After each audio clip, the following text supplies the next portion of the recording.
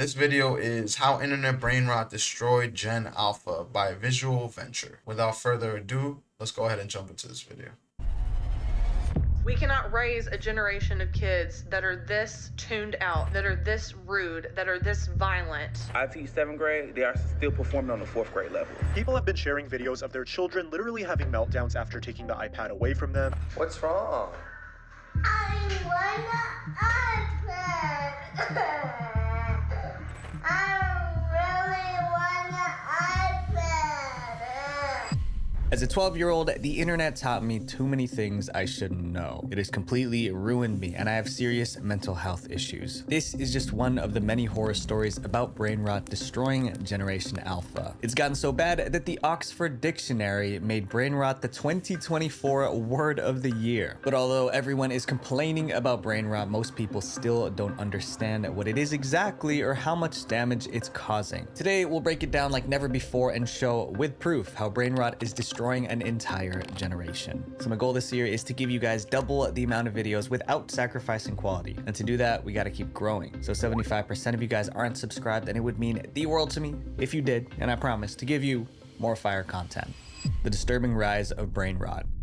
Brain rot is the idea that exposure to certain content can turn you into an idiot. It's based on the belief that the internet is rotting the brains of kids who spend too much time watching videos online. Gen Alpha content's some of the most incoherent brain dead I've ever seen in my life, okay? Like, I can physically feel my brain cells frying every second I spend watching them. But this isn't just some theory. A mom saw it happen to her own sons. When the boys were toddlers, she would play videos on her iPad to keep them calm and entertained. It worked so well that she started calling the iPad Peace in a Pocket.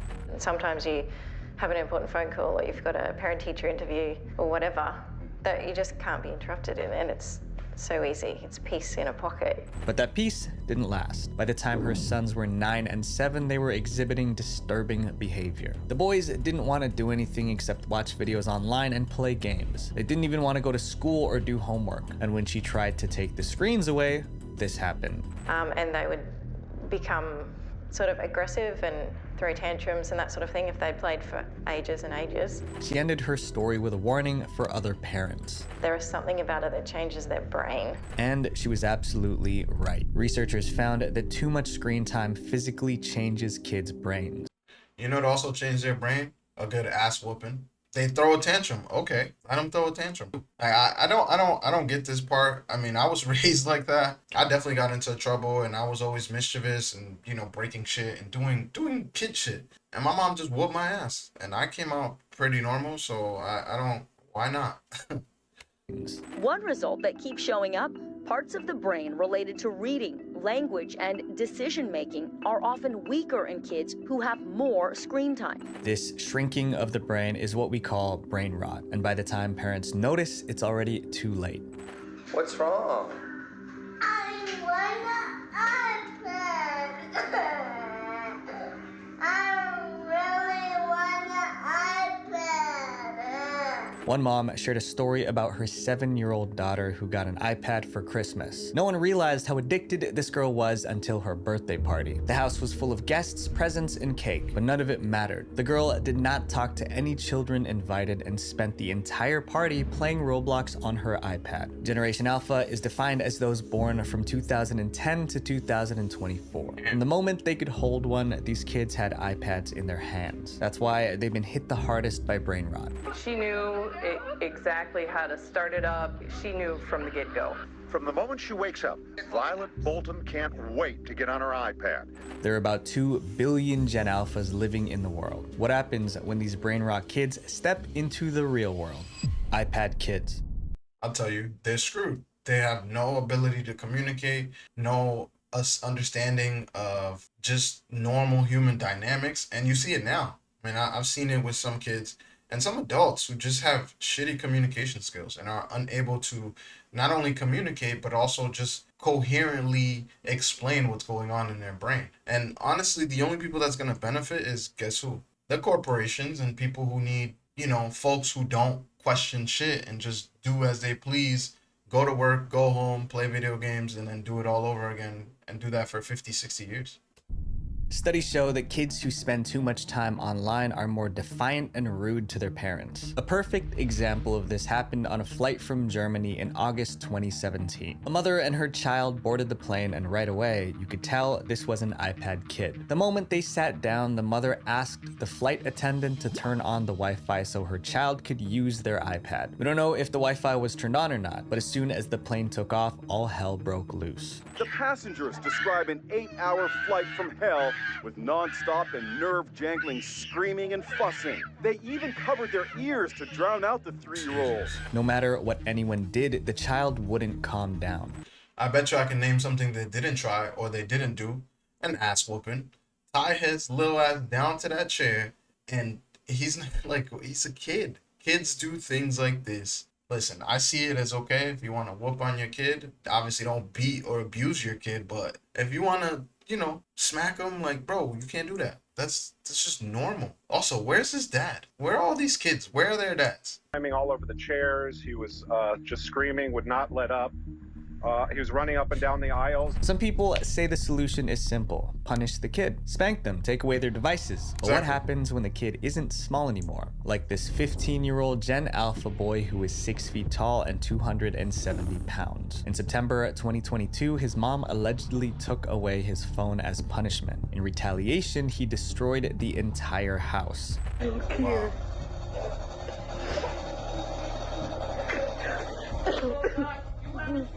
Wow.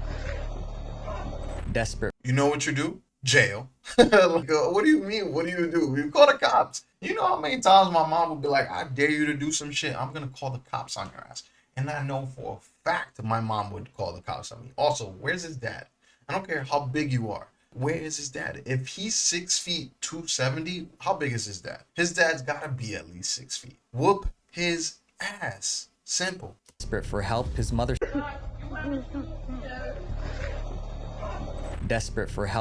started a GoFundMe to raise money for repairs. But when people started criticizing her son for being spoiled, she tried to change the story. She posted another video saying her son was mentally ill and that his meltdown wasn't over a phone, but the internet wasn't buying it. Even if he is mentally ill, you need help, lady, because you clearly can't deal with him. So he needs to go see somebody, because this is not okay. He's not going to survive in the world if when he wants something, he doesn't get it, he throws a tantrum. That's ridiculous. They thought she was only saying that so more people could feel sorry for her and donate. But this kind of aggression from kids is everywhere now, even in schools. I've had a student throw chairs at me and shoes because I asked them to get their math book out, but they didn't want to. And nothing triggers aggression faster than a parent taking away the iPad. What? What's gonna happen? What's gonna happen? People have been sharing videos of their children literally. If I wouldn't have made it past 5 years old. My mom would have buried me in the backyard. What do you mean? I dare you. Are you? Or if a teacher ever said, hey, your son's being disrespectful to me. What? My mom would have whooped my ass in front of the teacher. This is... Oh my God. Really having meltdowns after taking the iPad away from them. I mean, this one is literally picking up a chair to throw it. But Gen Alpha kids who aren't lashing out are facing a different emotional problem: depression. In 2021, researchers found that high school kids who spend too much time on TikTok experience memory loss, depression, stress, and anxiety. Sometimes even healthy teens start believing they have a mental disorder just because they saw it on TikTok. Important story for parents to hear. Rise in teens on TikTok self-diagnosing themselves with rare mental health disorders, in most cases that they don't have, after watching videos on the social platform. But it doesn't stop at wrong diagnoses. In one bizarre case, teens actually developed physical symptoms. Teenage girls showing up at their doctor's office with these strange tics, these strange movements and jerking movements. Nobody could figure out why. Doctors were baffled. It took a team of investigative reporters to solve the mystery. According to a recent Wall Street Journal article, doctors say all the girls have one thing in common.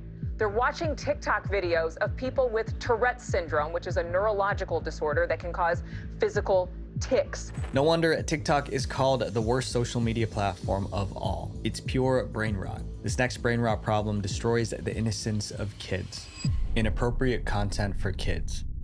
Kids who spend all their time online don't have to go looking for adult content. It finds them. First, they stumble upon viral memes that might be funny for an adult, but can be extremely harmful for a child. For example, there are plenty of instances of children quoting the Haktua meme without understanding what it means. There's even a children's song about Haktua that stayed up on YouTube crazy. Kids for 3 days. We've also seen kids making jokes about P. Diddy and baby oil. That's not something a child should know about, but inappropriate jokes are just the beginning. Once a kid falls into toxic content, it only gets worse. Some as young as 9 are addicted to mature videos. Others watch real-life gore and fetish content, and this exposure changes them. They start talking and acting differently. Some get so edgy they want to get physical with the cops. And then he has to provide his ID. Yeah, you know what? Y'all know what? The police, the Freemasons suck my. That's not the internet. See, that I disagree with. Kids always been edgy and talking shit, especially to the cops. It's just the kids like that just have a problem with authority, number one. Number two, you got to look at their home life. What kind of education are they receiving? The internet's being blamed for a lot of things, and I understand that there are a lot of things on the internet that can mess up a child. But you know what also can mess up a child?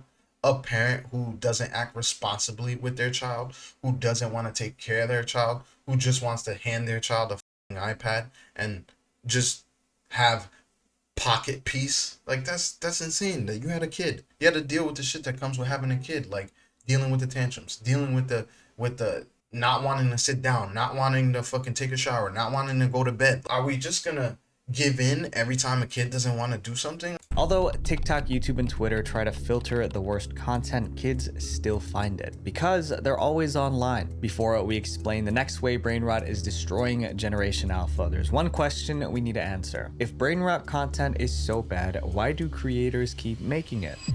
Money. Getting rich from brain rot. Yeah, of course. Brain rot isn't just about too much screen time. It's also about the fast, flashy content kids watch online that messes with their brains. You could use it in 2 ways. You could say, that's brain rot. Yes. Or you can say, that video gave me brain rot. 2 ways. While brain rot content is destroying Gen Alpha, it's making those creating it filthy rich. Let's look at the numbers, starting with one of the worst offenders, CoComelon. Right now, CoComelon's YouTube channel has 189 million subscribers and 1,400 videos. And those videos have been watched 196 billion times. And every single one of those views puts money in their pockets. However, their biggest payday came in 2021 when the studio behind CoComelon was sold for $3 billion. But CoComelon isn't the only show cashing in on brain rot. According to Forbes, the Baby Shark dance video earns around $283,000 each month. That's about $9,400 a day. We can't talk about brain rot shows without Skibidi Toilet. It's a nonsensical YouTube series about toilets with human heads in the bowls, but it gets over 30 million views per video. Yo, I'm in the wrong business. And could earn up to $23 million per year from YouTube alone. But it's not just videos. Even social media platforms are worsening brain rot by making their apps more addictive. Scrolling on TikTok has been compared to playing a slot machine in a casino. Every short video gives a tiny hint of dopamine, making users more addicted. Now, YouTube, Facebook, and Instagram are copying TikTok, pushing short videos to keep people hooked. And it's paying off. Here's a table showing how much social media platforms earn in 2024. It ranges from $800 million to $80 billion. Despite the warnings, nobody is stopping. If anything, they're doubling down because brain rot is a gold mine. This next problem is serious because it affects Gen Alpha's daily life. A generation that can't communicate. Watch this video and see if you understand what this kid is saying. Diddies and Diddy men, keep your phantom high, but Sigma's higher. And remember, it's just alcohol! Sounds like complete nonsense, right? But believe it or not, this is how many Gen Alpha kids talk now. It's called brain rot slang. I do a GRWM for my OOTD, but I don't have the proper ring light they tell me I need. This slang only makes sense if you're deep into online culture. Otherwise, it's gibberish. It's so frustrating that a TV show host brought her own Gen Alpha son on live television just to explain this bizarre way of speaking. When you say skibbity toilet, What are you talking about? Are you just talking about that? Or is it just a funny thing to say? But every brain rot word has a meaning. Riz is short for charisma, only in Ohio refers to anything that's strange or random. And skibbity can mean good, cool, bad, evil, or dumb, depending on the context. There are so many of these terms that someone started a brain rot dictionary to keep track. But we can't go too wild though, because even in my time, there's plenty of words that we use that were, oh, that meant cool, that meant bad. You know, I use crazy in a whole lot of different ways, even now as an adult. So I wouldn't go that far as in that bad. What I would agree with is if the parents don't limit the amount of time that the kids have in front of these things, then of course things can get really bad. But to say it's scary that one word has different meanings, so that people are like, you know, charisma is Riz now. It's like, it is what it is, man. All generations do that. Let's not jump out the window now. But brain rot slang is not a laughing matter. Many teachers have noticed that kids who speak brain rot struggle to switch back to normal English. It's like they're forgetting how to talk properly. But at least teenagers can still talk. Toddlers, on the other hand, are losing their ability to speak at all. My mother shared her experience with CoComelon, one of the worst brain rot shows. My youngest was watching CoComelon almost every day, and I just thought he was taking a bit longer with his speech. But after I cut it out, his speech picked up almost instantly. He started saying simple words like mama and dada that he hadn't said before. There's a reason for this. For starters, the scenes in CoComelon change every 1 to 3 seconds. 1, 2, 1, 2, 3, 1, 2, 1, 2, 1. It's so fast that kids barely have time to process what's happening on screen. Secondly, the colors in CoComelon are at maximum saturation, which can overwhelm a child's developing brain. Last but not least, CoComelon has repetitive songs and high-pitched sounds, all designed to grab and hold a child's focus. And all of that is happening simultaneously. The child is being overstimulated. And that overstimulation comes with consequences. Instead of the child singing along or, you know, rehearsing the lessons in the show, they are just mesmerized by what is happening. All of the different senses that are being stimulated in the moment of watching, and it actually causes them to become nonverbal. It's a national crisis. A 2023 survey found that 1 in 5 children were behind with their talking and understanding of words. That's the highest number ever recorded. Talking is how people express themselves. So what happens when an entire generation grows up only knowing how to speak in brain rot? Or worse, what happens when they can't speak at all? Following the cool kids. Brain rot has trained Gen Alpha not to think. So when a new TikTok trend goes viral, they don't stop to ask, is this a bad idea? They just jump in, and sometimes it ends in disaster. Take the outlet challenge. Kids were shoving coins into electric sockets just to make sparks fly. Oh or the my Devious God. Licks challenge, where kids filmed themselves stealing from their own schools, and those who got caught got in trouble. Friend's been expelled from school for riding his scooter after hours and stealing a handicap parking sign from the school. And worst of them all, the It's not that blackout bad. challenge. That one was fatal. This isn't just about dumb TikTok trends, it's about an entire generation of kids losing their ability to learn. The dumb generation. Brain rot has messed with Gen Alpha's brains so badly, they can't even study. We are in a crisis mode in American schools. On TikTok, videos about Gen Alpha struggling to read have almost 417 million views. I teach 7th grade, they are still performing on the 4th grade level. Even the kids who can read can only handle simple sentences or scan headlines, but ask them to read something longer or more complex, they shut down. And then there's the problem of low attention spans. They can't even attend to a video. They can't even attend to a 3-minute video clip.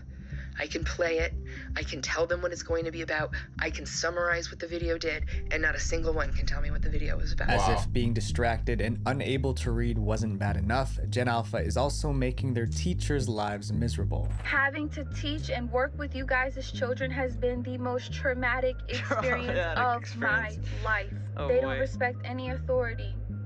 You ask them, can you stand in your designated spot? They're telling you no and shut up. In 2023, reading and math scores among 13-year-olds in the US fell to their lowest levels in decades. That's solid proof brain rot is destroying the education of an entire generation. And we are expecting them to go to college and obtain jobs when they cannot even comprehend basic skills. Brain rot content won't disappear because it's too profitable. But parents can control what their kids watch, and that choice changes everything. More importantly, kids need time away from their screens. And if you're Gen Alpha and you're watching this, here's my advice. Don't let brain rot ruin your future. Visual Venture. That was a really interesting video. I don't know if I believe everything he said. I think a few things in that video are just parent problems. You know, they're being lazy, they don't want to tend to their kids, you know, and some of it's also society. Some parents just don't have the time to tend to their kids because they have to work so many hours or so hard. They come home and then they're exhausted. So there's a little bit of a multi-level issue here, which I always refer to problems as multi-levels because it's not one solution solves everything. But I think building stronger communities, having actual parents that are attentive to their kids and fathers in the home would definitely help curve a lot of this nonsense. But as the internet progresses, I think we're only going to become more immersed in it, and things are only going to become harder for those folks who don't want to realize that being attached to the internet 24 hours a day is not the best thing, you know, especially if you use it in the wrong way. So